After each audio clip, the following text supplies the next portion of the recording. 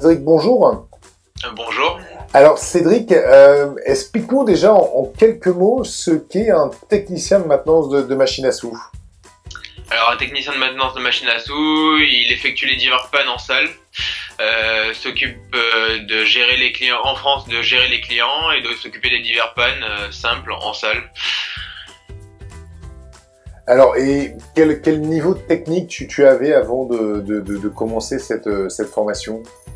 Alors avant de commencer cette formation, j'ai obtenu un BTS système électronique, donc j'avais quelques petites bases d'électronique, mais rien de bien concluant, et c'est vraiment en faisant cette formation que j'ai augmenté mon niveau de technique.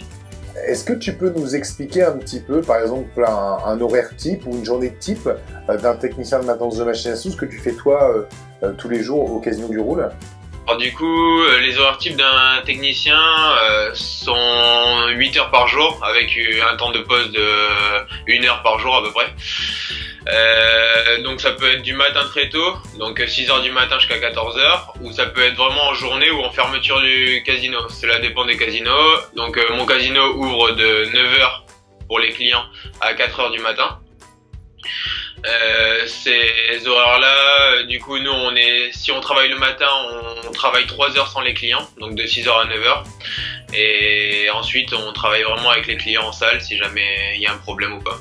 Alors, par exemple, dans cette partie où il n'y a pas de clients, qu'est-ce que tu fais comme mission? Voilà, tu arrives le matin à 6 heures, qu'est-ce que tu vas faire?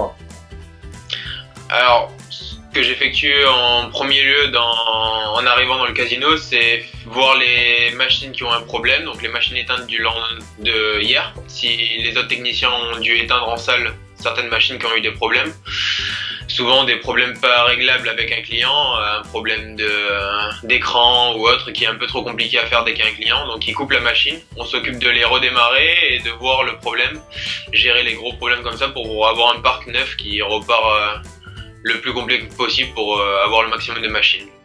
Alors, un technique, par exemple, quand tu as un écran qui tombe en panne, qu'est-ce que tu fais? Tu changes l'écran tout de suite, essayes de le réparer? Alors non, on change pas l'écran tout de suite. D'abord, on cherche la source du problème. Donc des fois, souvent, c'est pas l'écran même qui a un problème, c'est souvent l'alimentation ou autre. On va d'abord chercher, diagnostiquer la panne, réfléchir à un problème, une solution. Si on a vraiment si c'est une solution simple, on effectue directement sans changement. Si vraiment l'écran est pas rattrapable, on commande une nouvelle pièce qui nous sera livrée pour un changement d'écran. Qu'est-ce qui te plaît le plus comme dans ce métier aujourd'hui?